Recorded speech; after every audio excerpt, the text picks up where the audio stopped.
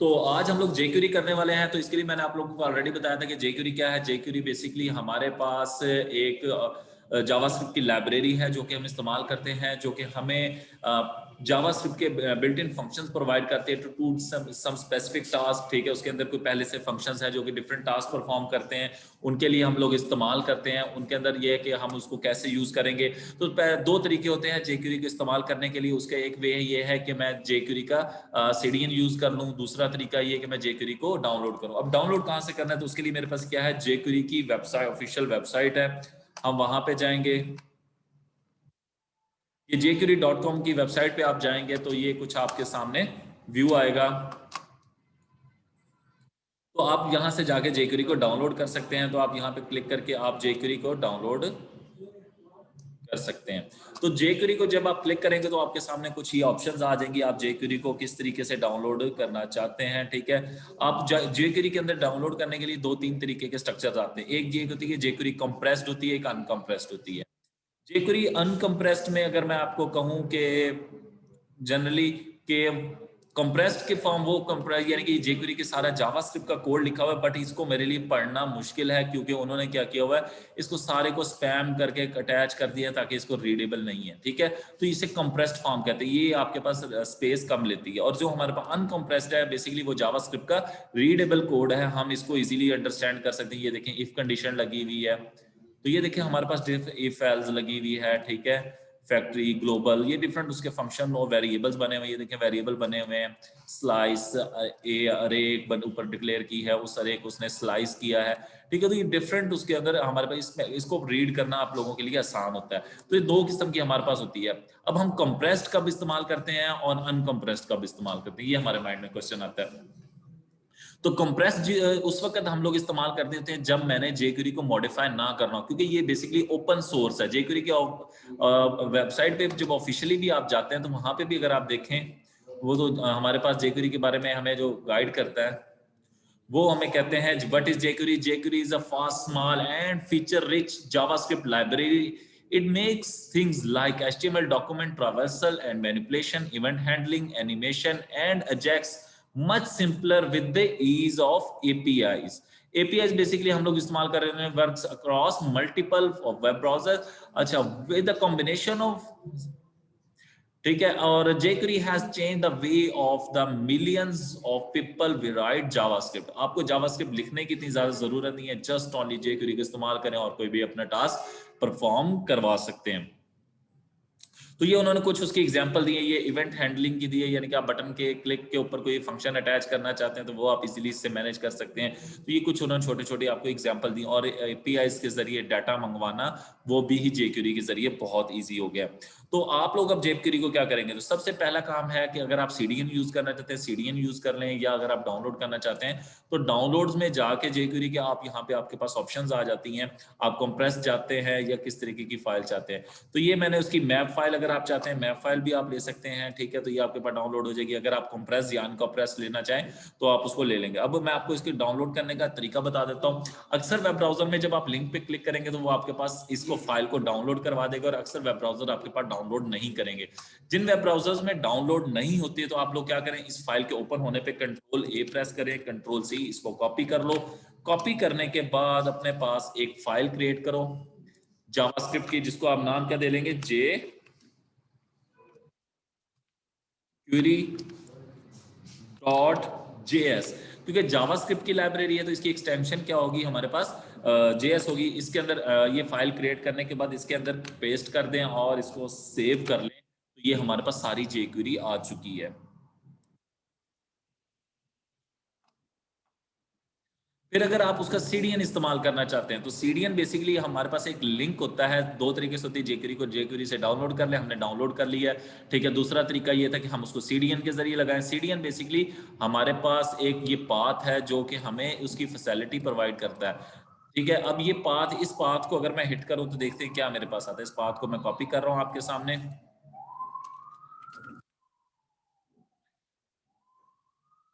Enter करते हैं तो देखिए क्या होता है। ये भी देखिए वो कंप्रेस जावास्क्रिप्ट की वही jQuery लिखा का कोड ही लिखा हुआ आ रहा है मेरे पास। तो ये दोनों ही एक ही बात है। ठीक है, बट ये है कि अगर आप ऑफलाइन इस्तेमाल करना चाहते हैं या ऑनलाइन इस्तेमाल करना है, इसके अंदर डिफरेंस है। ऑफलाइन का एडवांटेज ये है कि मेरे पास अगर मैं डाउनलोड करके अटैच करता हूँ अपनी फाइल, यानी कि जैसे कि हमने ये jQuery की फाइल बना ली है, इस फाइल का मुझे एडवांटेज ये है कि ये फाइल मेरे पास लोकल मौजूद है, ठीक है। मैं इसको इंटरनेट अगर मेरे कंप्यूटर में नहीं है तो मैं इसके जरिए मेरी वर्किंग पे कोई इफेक्ट नहीं आएगा। मगर जिस वक्त मैं कोई वेबसाइट यानी कि इंटरनेट सीडीएन यूज करता हूँ और मेरे पास इंटरनेट की अवेलेबिलिटी नहीं है तो मैं jQuery के फंक्शन मेरे पास वर्क नहीं करेंगे, क्योंकि बेसिकली वो इंटरनेट के ऊपर मौजूदा एक पाथ का एड्रेस है, उस पाथ से मैं अपनी वर्किंग को यूज कर सकता हूँ, अदरवाइज मैं jQuery को यूज नहीं कर सकूंगा।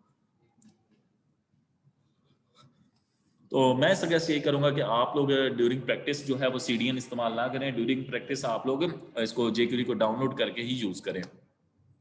अच्छा जी, अब jQuery को अटैच कैसे करना है, दूसरी क्वेश्चन हमारे पास आ जाता है। अगर फॉर एग्जांपल मैं सीडीएन यूज करता हूं तो मैं क्या करूंगा, मैं फॉर एग्जांपल मैं एक HTML की सबसे पहले तो बात है कि मैंने प्रैक्टिस करनी है jQuery को, तो मैं क्या करूंगा, मैं क्या है सबसे पहले jQuery की एक फाइल बना रहा हूं HTML की, जिसके ऊपर मैं प्रैक्टिस करने वाला हूं। तो ये मैंने HTML की एक फाइल क्रिएट कर ली। अब इस HTML के अंदर मैं पहले बेसिक HTML लूंगा। ये मेरी बेसिक HTML आ गई है। इसके अंदर मैं इसका टाइटल सेट कर देता हूं jQuery।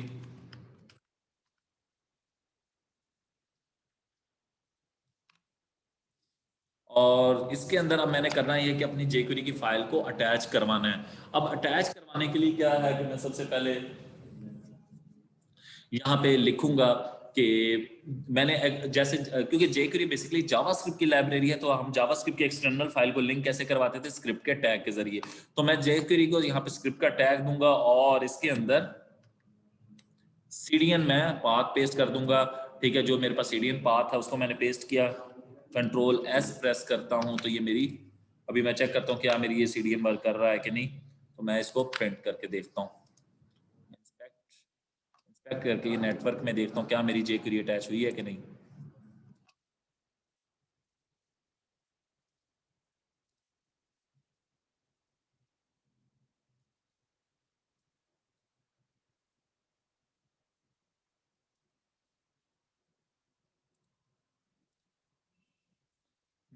एक मिनट में,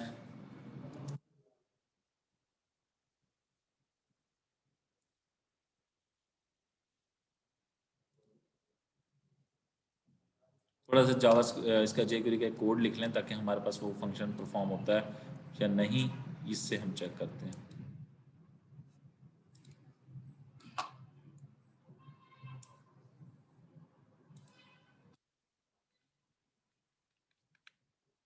ये मैंने कोड कॉपी किया है और इसे मैं अप्लाई करता हूँ।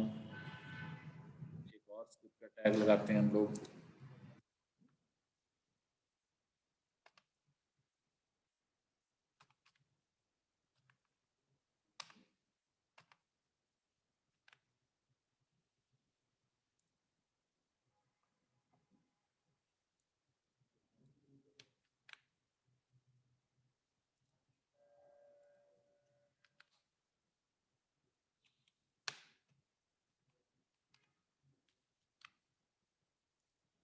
जी मेरी jQuery वर्क कर रही है, ठीक है जी। इट्स मीन कि मेरी jQuery की फाइल यहाँ पे अटैच हो चुकी है। ये देखिए मैं इसकी ऑल फाइल्स पे क्लिक करके आपको दिखा देता हूँ। ये देख लें मेरी jQuery की फाइल HTML की फाइल के साथ कनेक्ट हो रही है।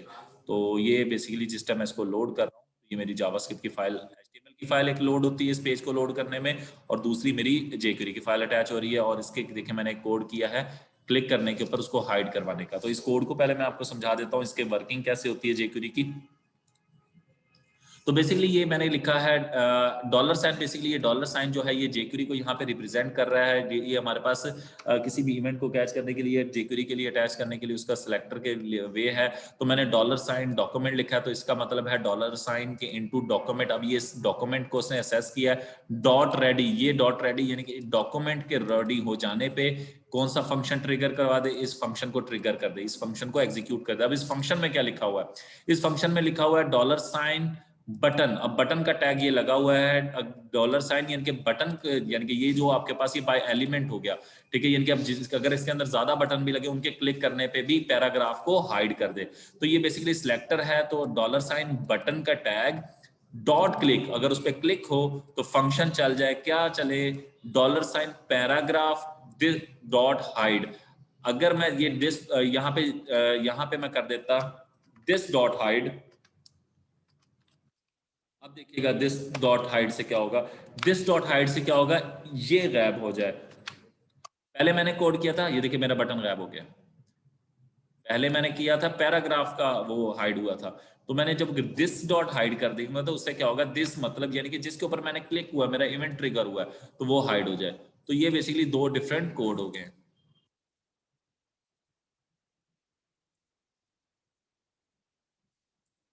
तो अगर यहाँ पे हमारे पास $साइन के अंदर सिलेक्टर आता है, ब्रैकेट के अंदर सिलेक्टर, अब यहाँ पे मैंने पहले सेलेक्ट किया डॉक्यूमेंट को, डॉक्यूमेंट का रेडी इवेंट है, ठीक है, और जैसे डॉक्यूमेंट रेडी हो तो ये वाला फंक्शन ट्रिगर करे, फिर उसके अंदर दूसरा इवेंट ट्रिगर हुआ $साइन के बटन के क्लिक होने पे, यानी कि बटन का इवेंट है क्लिक, वो इवेंट ट्रिगर हो तो कौन सा फंक्शन चले, दिस डॉट हाइड। तो ये इसने इसको हाइड कर दिया।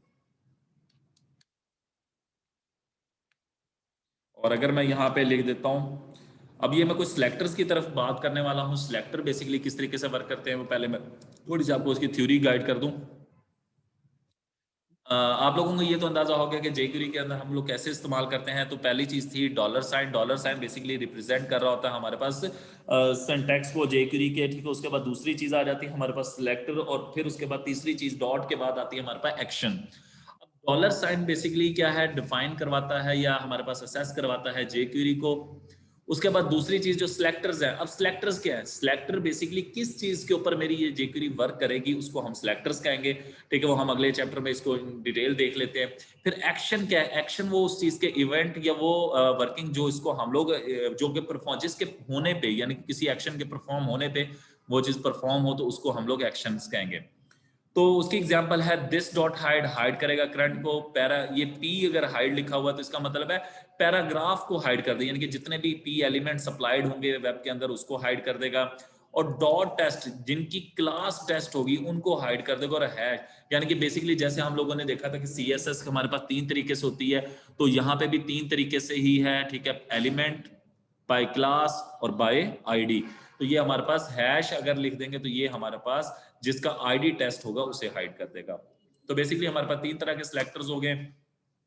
अब ये रेडी इवेंट को क्यों हम यूज करते हैं, रेडी इवेंट आप लोग फॉर एग्जांपल मैं इसकी देता हूं, ये देखिए मैं वेब पेज को रिफ्रेश कर रहा हूं, अभी ये पेज रिफ्रेश नहीं हुआ। अगर फॉर एग्जांपल मैं अगेन दिखाता हूं, ये मैं अगर इसको क्लिक करूंगा तो ये इसने फौरी वर्क नहीं किया। क्यों? क्योंकि अभी वो डॉक्यूमेंट रेडी नहीं था, वो रिफ्रेश हो रहा था। तो डॉक्यूमेंट यानी कि मेरा करंट डॉक्यूमेंट जो है वो कंप्लीट सही हो जाए, और उसके बाद अगर मेरी ये रिफ्रेश की वर्किंग चले, यानी कि जो मेरी jQuery है तो तब परफॉर्म हो, तो रेडी होने, तो ये रेडी का फंक्शन हमारे पास लाजमी ट्रिगर होगा।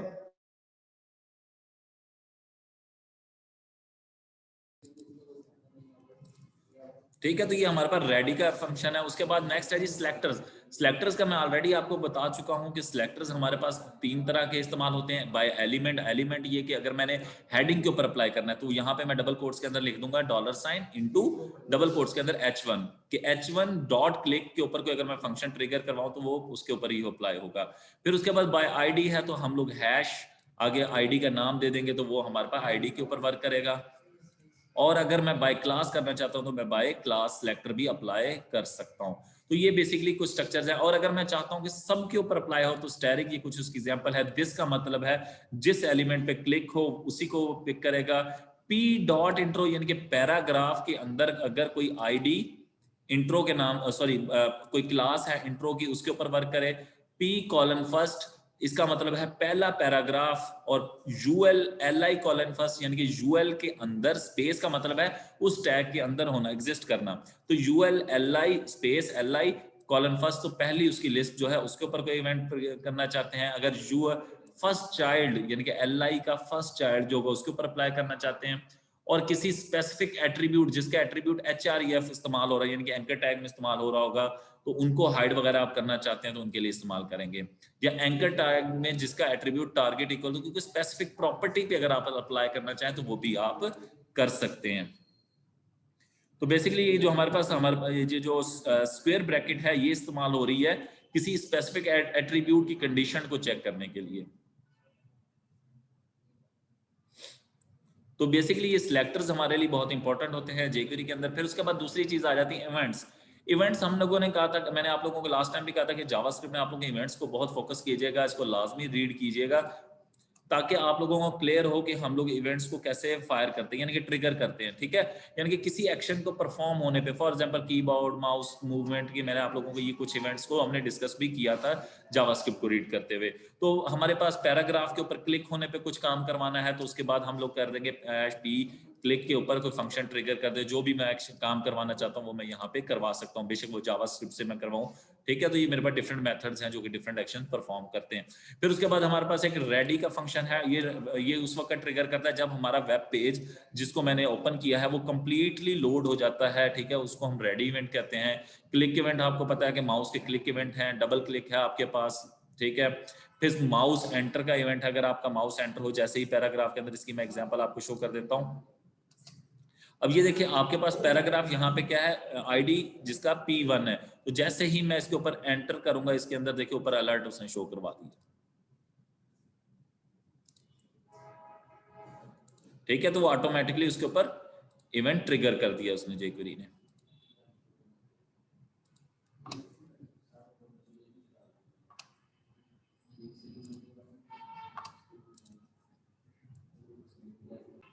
जी, jQuery के अंदर हमारे पास कुछ इफेक्ट्स हैं। इफेक्ट्स बेसिकली हमारे पास क्या होते हैं कि हम लोग उनके अंदर हाइड और शो करना, किसी भी कंटेंट को हाइड शो करना। फॉर एग्जांपल जैसे कि अभी हम लोग पैराग्राफ को हाइड करवा रहे थे, शो करवा रहे थे, अगर मैं फॉर एग्जांपल ये कोड कर दूं कि मेरा कोड हाइड हो और शो हो, यानी कि एक बटन लगा दूं या मैं 2 बटन लगा दूं, तो ये भी मैं कोड यहाँ पे लॉजिक की बेस के ऊपर परफॉर्म करवा सकता हूँ। अब ये यहाँ पे कोड यहाँ पे मौजूद है हाइड शो का। इस कोड में बेसिकली क्या हुआ कि $document.ready, जब डॉक्यूमेंट रेडी हो तो यहाँ पे 2 बटन है, एक हाइड का एक शो का। ये हाइड पे क्लिक करता हूँ, उसने हाइड कर दिया, दूसरे शो करता हूँ तो उसको शो करवा दिया।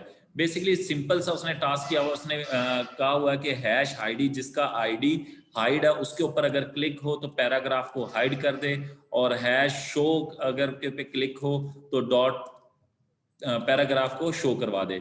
अगर मैं आप लोगों को कहूं कि मुझे एक ही बटन है उसके ऊपर मैं ये काम करना चाहता हूं, तो फिर क्या होगा? बटन एक ही हो, एक दफा उस पर मैं क्लिक करूं तो वो हाइड करवा दे, और दूसरी दफा क्लिक करूं तो वो शो करवा दे।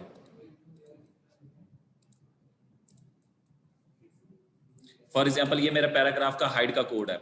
अगर मैं कहता हूं कि मेरे पास, मैं क्या करूंगा, एक वेरिएबल बनाता हूं शो का, और इसको क्या कह देता हूं, बाय डिफॉल्ट कह देता हूं ट्रू, क्योंकि वो पहली दफा जब हम शो करेंगे तो वो ट्रू होगा। फिर उसके बाद मैं इस बटन के क्लिक, क्योंकि मेरा बटन एक ही है, अब मैं इसके ऊपर करता ये हूं कि मैं इसके अंदर एक इफ की कंडीशन लगा देता हूं, if show equals to true, ठीक है, इक्वालिटी चेक करने के लिए डबल इक्वल ट्रू, तो वो क्या कर दे, हाइड कर दे, और शो की वैल्यू क्या हो जाए, फॉल्स, क्योंकि वो फॉल्स कर देगा उसको। और एल्स में क्या कर दूंगा, मैं कह दूंगा उसको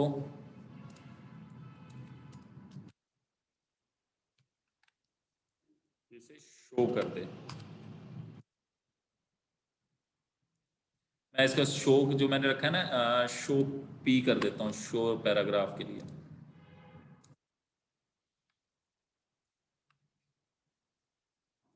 और जैसे ही उसको शो करवा दे तो मेरे शो P की जो वेरिएबल मैंने ग्लोबल डिक्लेयर किया हुआ है, इसको क्या हो जाना चाहिए, इक्वल्स ट्रू। अब हम इसको एग्जीक्यूट करके चेक करते हैं क्या ये वर्क करता है कि नहीं। हाइड शो, हाइड शो, एक ही बटन से मैंने बेसिकली क्या किया, मैंने एक ग्लोबल वेरिएबल बनाया, उस ग्लोबल वेरिएबल को मैंने कहा कि उसकी वैल्यू रख दी ट्रू, और मैंने कहा फंक्शन जब रेडी हो जाए, यानी कि मेरा डॉक्यूमेंट जब रेडी हो जाए तो बटन पे अगर मैं क्लिक करूं तो मेरा वो कंडीशन चेक करे, अगर वो शो P का जो यानी कि शो पैराग्राफ है वो ट्रू है, तो उसको हाइड कर दे और शो पैराग्राफ की वैल्यू फॉल्स कर दे। एल्स में मैंने क्या किया है, मैंने कहा है कि पैराग्राफ, क्योंकि एल्स तो तब होगा ना जब मेरे show P is equal to false होगा, तो एल्स में जाएगा ये, ठीक है। तो वो फिर क्या करेगा, पैराग्राफ को शो करवा देगा और शो पी की वैल्यू ट्रू कर देगा। तो ये देखें, ये कोड मेरे पास वाकई बिल्कुल ठीक वर्क कर रहा है कि मैं अगर इसके ऊपर ये बाय डिफॉल्ट जब मैं रिफ्रेश करूंगा तो ये मेरे पास आएगा, क्लिक करता हूँ वो हाइड कर देता है पैराग्राफ को, दोबारा क्लिक करता हूँ उसे शो करवाता है।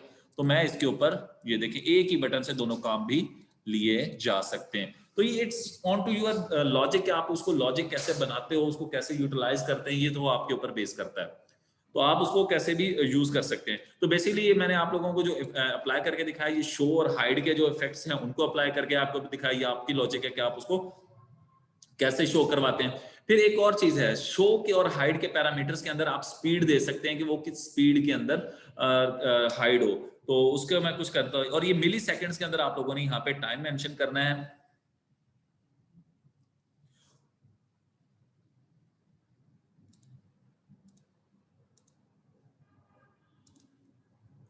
फॉर एग्जाम्पल मैं यहाँ पे 2000 लिख देता हूँ, और शो के अंदर भी मैं 2000 लिख देता हूँ। सेव करके इसको चलाते हैं। अब देखिएगा मैं इसको क्लिक करूंगा, पैराग्राफ हाइड हो रहा है, किस स्पीड से हो रहा है, तो ये 2000 का मतलब है 2 सेकंड के अंदर। अगर मैं क्लिक करता हूँ, ये 2 सेकंड के अंदर ही उसको वापस शो करवा रहा है। तो ये बेसिकली उसने एक टाइमर लग गया है जिसके ऊपर,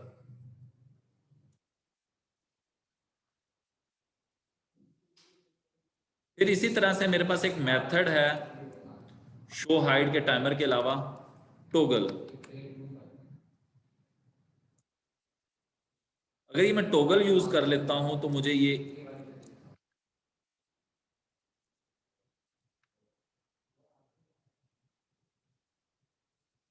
इफ कंडीशन वगैरह की भी जरूरत नहीं है। देखिएगा ये अब कैसे वर्क करेगा।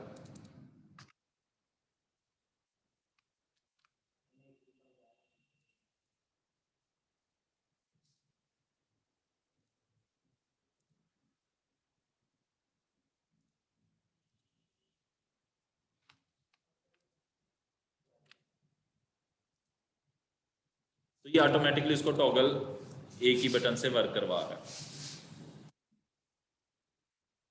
तो टॉगल बेसिकली एक ही बटन से दोनों इवेंट्स के वर्किंग के लेने के लिए। फिर उसके बाद है फेड होना। फेड होने का मतलब है धुंधला हो जाना, ठीक है, फेड इन फेड आउट। ये इसके आपके पास 3-4 function, fade toggle, fade to. आप एक चीज तो शो करवाते करवाते दूसरे तक ले जाए। मैं आप लोगों को दिखा देता हूँ। फॉर एग्जाम्पल मैं इसके ऊपर क्लिक करता हूँ, ये फेड इन का क्लिक,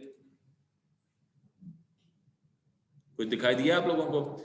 ये बेसिकली 3 डिव थे जिनके अंदर मैंने वो कोड किया हुआ था, ठीक है, कि वो एक था कि डिव 1 को फेड इन कर दे, यानी कि फौरी शो कर दे। ये देखिए जैसे मैं बटन पे क्लिक करूंगा, डिव 1 फौरी शो हो जाएगा, डिव 2 होगा वो स्लो मोशन में, और तीसरा जो है वो 3 सेकंड के अंदर कंप्लीटली शो होगा। तो ये बेसिकली फेड इन है। फिर फेड आउट है, इसी तरीके से डिफरेंट इवेंट्स हैं।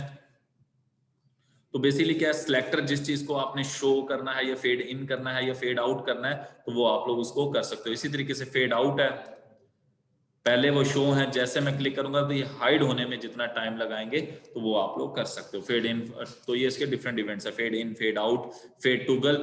टोगल का मतलब ये होता है कि आप एक दफा वो आए और एक दफा खत्म हो जाए, इन हो और आउट हो, दोनों एक्शन परफॉर्म हो, तो वो हमारे पास टोगल कहलाता है। कि जैसे हाइड शो का था, तो टोगल का इवेंट क्या करता है, उनको अपनी मर्जी से हाइड और शो भी करता है टोगल के इवेंट के साथ। फिर इसी तरह फेड टू है। फेड टू का मतलब होता है उसको मैं जितनी ओपेसिटी दे दूंगा तो उतनी ओपेसिटी तक होगा, वो हाइड हो जाएगा। देख रहे हैं, ये उसकी वो ओपेसिटी लेवल यहाँ पे मेंशन्ड है, 0.7, 0. ठीक है, 0.15। तो जितना मैं उसको ज्यादा फेड करना चाहता हूँ वो मैं कर सकता हूँ। अगर फॉर एग्जांपल मैं इसको कर देता हूँ 0.9 जी, अब इसको मैं प्रेस करता हूँ, इतना खास ये लाइट नहीं हुआ है। तो 1 पे तो कंप्लीटली मुकम्मल शो होता है, ठीक है, 5 पे 50%, और 1 पे बहुत ज्यादा फेड हो जाता है, और 0 पे तो ठीक है। तो ये पॉइंट, ये 0 से 0.1, और इस 1 पे कंप्लीट शो और 0 पे फेडेड, तो इनको पॉइंटिंग वैल्यूज दी जाती हैं। फिर इस तरीके से स्लाइड है। स्लाइड आपको पता है कि मूवमेंट करना, इसकी मैं एग्जांपल आपको दिखा देता हूं। कुछ देखिएगा, मैं इसके ऊपर क्लिक करूंगा तो क्या होगा, एक पैराग्राफ है, ठीक है, वो स्लाइडिंग करता हुआ ओपन हो रहा है, उसकी पैडिंग लगी हुई है, ये उसकी साइजेस सेट हैं, ठीक है, उसकी हाइट विड्थ कितनी है, 50 पिक्सल की है, डिस्प्ले उसको नन किया हुआ है, यानी कि वो हाइडेड है, पहली दफा वो हाइड है, बट जब मैं क्लिक करूंगा तो वो क्या होगा, शो हो जाएगा। जैसे ही हैश फ्लिप वाली के ऊपर मैंने क्लिक किया तो हैश पैनल वाला स्लाइड डाउन की तरफ को उसने शो करवाया।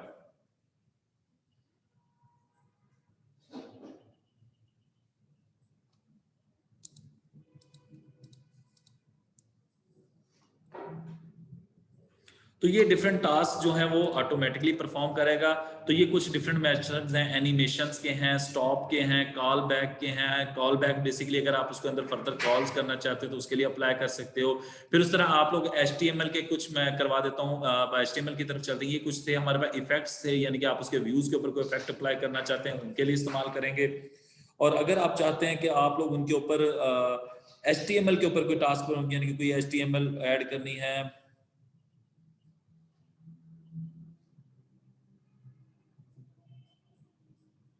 तो आप लोग वो भी कर सकते हैं। तो HTML को कोई ऐड करना चाहते हैं, रिमूव करना चाहते हैं, किसी को मॉडिफाई करना चाहते हैं, कोई CSS की क्लासेस ऐड करनी है, ठीक है, CSS की क्लासेस को रिमूव करना है, उसको रिप्लेस करना है, ये कुछ भी इस तरह के टास्क करना चाहते हैं तो वो भी वो हो जाते हैं।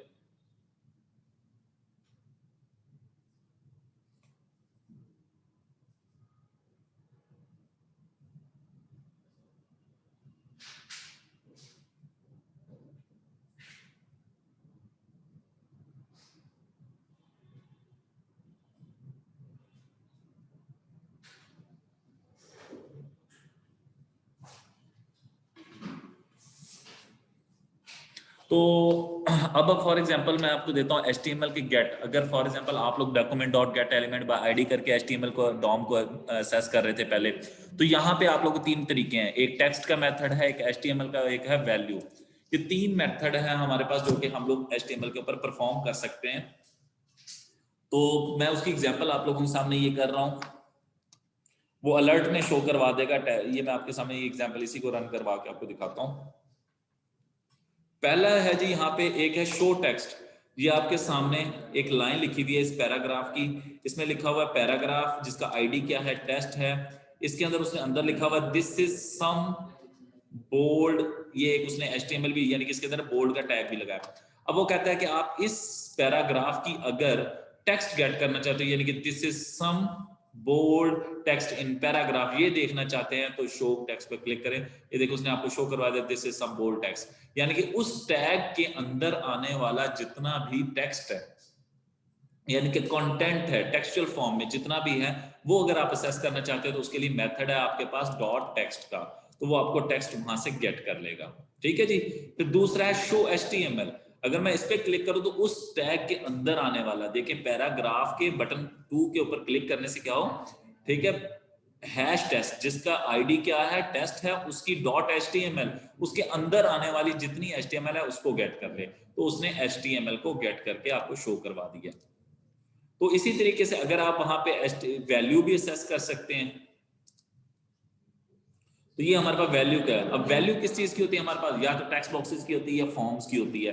तो अगर jQuery के साथ आप उसकी वैल्यू को गेट करके शो करवाना चाहते हैं किसी पैराग्राफ में या अलर्ट में, तो वो भी बहुत सिंपल हो गया है। आप लोग जस्ट ओनली करेंगे क्या, टेक्स्ट बॉक्स के अंदर जो भी वैल्यू टाइप है, ये उसने क्या किया है, यहाँ पे वैल्यू मैनुअली दे दी है। ठीक है, आप लोग टेक्स्ट बॉक्स में मोस्टली देते तो नहीं, आप जो भी खुद से टाइप करते हैं, for example Mickey mouse is a cartoon, ये मैं खुद टाइप कर रहा हूँ।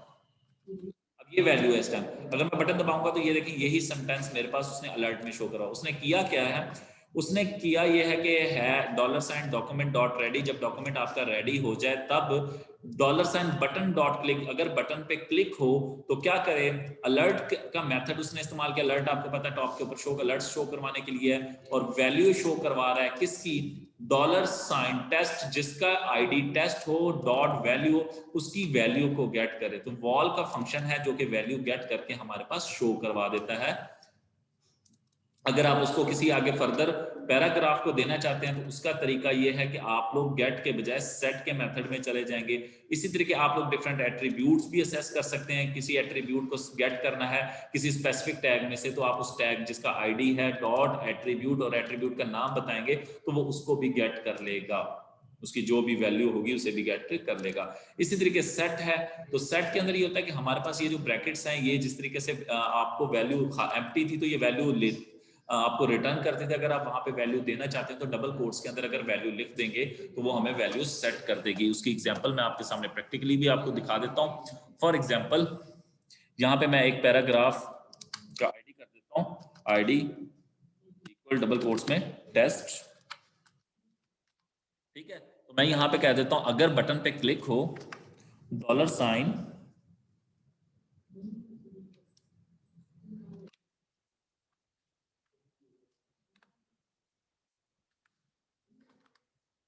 सॉरी बटन कोड तो सेट है, तो मेरे क्या करें हैश टेस्ट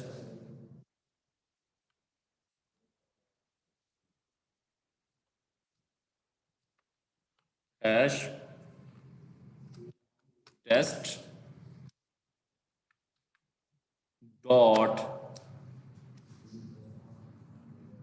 HTML।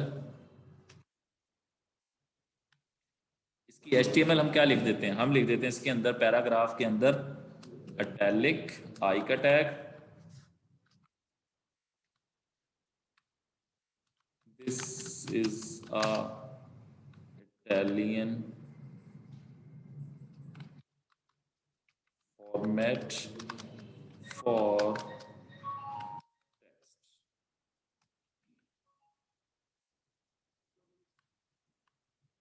आई को क्लोज कर देते हैं। तो बेसिकली मैं क्या कर रहा हूं उसको HTML सेंड कर रहा हूं, किस टैग को, हैश टेक्स्ट, जिसका यानी कि जिसका आईडी मेरे पास टेक्स्ट है। तो मैं भी कंट्रोल बी, ये देखिए मैं जैसे इस बटन पे क्लिक हूं दिस इज पैराग्राफ जहां पे लिखा आ रहा है वहां पे क्या आ गया इटालियन फॉर्मेट के अंदर हमारे पास टेक्स्ट आ गया। तो मैंने उसको HTML भी सेंड किया। अब जाके मैं देखता हूं क्या वाकई HTML आती भी है, कैसे मजाक है। ये देखिए रिफ्रेश किया, ये पैराग्राफ है इसमें लिखा हुआ दिस इज पैराग्राफ। जैसे ही मैंने बटन क्लिक किया तो वहां पे देखें एक उसने मुकम्मल पैराग्राफ के अंदर HTML का टैग इन ऐड कर दिया। इसी तरीके से सेट है, हम लोग कोई भी वैल्यू सेट करना है, टेक्स्ट सेट करना है, HTML सेट करने के लिए हम लोग ये डिफरेंट मेथड हैं सेट के वो इस्तेमाल कर लेते हैं। फिर उसके बाद हमारे पास ऐड का है कि अगर मैंने फॉर एग्जांपल कि न्यू कंटेंट ऐड करने हैं, अपेंड करना जिसको कहा जाएगा, ठीक है। मैं न्यू HTML के टैग कोई ऐड करवाना चाहता हूं या कोई भी वैल्यूज ऐड करवाना चाहता हूं, टेक्स्ट ऐड करना चाहता हूं, ठीक है। तो उसके लिए मेरे पास मेथड है, यानी कि कोई भी ये देखिए ये वाला जो पी टेक्स्ट है, ठीक है, ये मेरे पास अपेंड टेक्स्ट की एग्जांपल यहाँ पे मौजूद है, ठीक है। ये वेरिएबल के अंदर हमने सेव कर दिया, इसको अपेंड कर देगा, ठीक है। उसके बाद अगर मैं उसमें से टेक्स्ट निकाल के उसको अपेंड करवाना चाहूँ तो ये सारे टास्क यहाँ पे अपेंड के जरिए भी हो सकती है, यानी कि न्यू चीजें ऐड करना, आफ्टर बिफोर, अगर मैं किसी इमेज से पहले या किसी स्पेसिफिक टैग के बाद, ये चीजें भी हमारे पास दोनों फैसिलिटीज मौजूद है कि किस प्लेस के ऊपर उसको ऐड करना है, तो ये भी हमारे पास ऑप्शंस मौजूद हैं। इसी तरीके से रिमूव की ऑप्शन है, रिमूव फॉर एग्जांपल अगर आपने किसी चीज को डिलीट करना है, ठीक है, रिमूव करना है किसी स्पेसिफिक टैग को, यानी कि हमारे डॉम के अंदर से वो रिमूव हो जाए, ठीक है, जो भी हमारी HTML के कंटेंट्स लिखे हुए हैं उसको रिमूव करना है, वहां से वो रिमूव किया जा सकेगा। फॉर एग्जांपल और एक एम्प्टी है, अब ये देखिए अगर मैं एम्प्टी पे क्लिक करता हूं उसने क्या करना है, वो डिव हमारा खड़ा है उसके अंदर वाला जो टेक्स्ट है उसको रिमूव कर देंगे अगर वो कोई बॉक्स बना हुआ है, मगर रिमूव कर देंगे अगर मैं, तो रिमूव का मतलब उस मेरे टैग को ही डिलीट कर देगा, ठीक है। यानी कि यहाँ पे ये जो डिव लगा हुआ है जिसके ऊपर ये हेडिंग वगैरह लगी हुई थी, ये वाला जिसके आउटपुट हमारे पास येलो कलर में आ रही थी, इस मुकम्मल डिव को ही डिलीट कर देगा, ठीक है। तो ये बेसिकली रिमूव का मेथड है, और एम्प्टी करने का मतलब उसके अंदर के कंटेंट्स को रिमूव कर दे। तो अगर किसी रिमूव करना है किसी स्पेसिफिक क्लास वाले को, ठीक है, तो उसको भी रिमूव किया जा सकता है। किसी आईडी को रिमूव करना हो या मल्टीपल चीजों को रिमूव करना हो तो ये पॉसिबल है हमारे पास। फिर उसके बाद CSS की क्लासेस हैं, अगर आप कोई CSS की क्लासेस को ऐड करना चाहते हैं, रिमूव करना चाहते हैं, टॉगल करना चाहते हैं, या डिफरेंट CSS की क्लासेस को आप मॉडिफाई करना चाहते हैं, तो उसके लिए हमारे पास CSS की क्लासेस के कुछ मेथड है जो कि हम लोग इस्तेमाल करते हैं। मोस्टली टॉगल क्लासेस होती है, फॉर एग्जाम्पल एक दफा क्लिक करें तो कलर ब्लू हो जाए, दूसरी दफा क्लिक करें तो रेड हो जाए, कोई इस तरह के टैग्स करने हैं तो हम लोग क्या करते हैं, हम 2 क्लासेस बना के रख लेंगे, उसके ऊपर क्लिक करने से वो टॉगल होंगे, ये एक दफा कोई क्लास दूसरी दफा दूसरी क्लास। तो CSS के मेथड है, अगर आपको CSS के कोई मेथड अप्लाई करना चाहते हैं, कोई प्रॉपर्टी ऐड करवाना है, पहले उसके ऊपर कोई CSS नहीं है, आपको न्यू CSS की प्रॉपर्टीज उसके ऊपर अटैच करना चाहते हैं, तो वो भी हमारे पास फैसिलिटी मौजूद है jQuery की निस्बत से। फिर उसी तरह डिमेंशंस और सो ऑन, ये डिफरेंट मेथड है जो कि डिफरेंट ये फिल्टर्स अप्लाई करते हैं। सिबलिंग्स यानी कि टैग्स के अंदर नेस्टेडली फादर पेरेंट का जो स्ट्रक्चर हमारे पास आ जाता है भाई, तो ये हमारे पास ट्रैवर्सिंग यानी कि फैमिली स्ट्रक्चर है टैग्स का, उसको हम डील कर सकते हैं। यहाँ पे हमारे पास जैक्स आ जाता है, जैक्स हमारे पास विदाउट पेज को रिफ्रेश किए। तो ये डिफरेंट इवेंट्स हैं या फंक्शंस आप कह लें jQuery के जरिए, जो कि हम पॉसिबली कर सकते हैं, बहुत आसानी के साथ इजीली कर सकते हैं। तो ये आप लोग परफॉर्म कर सकते हो jQuery की हेल्प से, और इनके अंदर कोई इतना ज्यादा मुश्किल कॉन्टेक्स्ट नहीं है, बहुत इजी वे में ये आप लोग अप्लाई कर सकते हैं। तो अब आप लोगों की असाइनमेंट ये है कि आप लोगों ने jQuery के इफेक्ट्स सारे अप्लाई करके देखने, HTML के सारी मेथड्स अप्लाई करके और ट्रैवर्सिंग को अप्लाई करके आप लोगों ने चेक करना है, ठीक है। तो ये 3 टॉपिक्स हैं आप लोगों के, जो कि आप लोगों ने अप्लाई करने हैं jQuery के अंदर।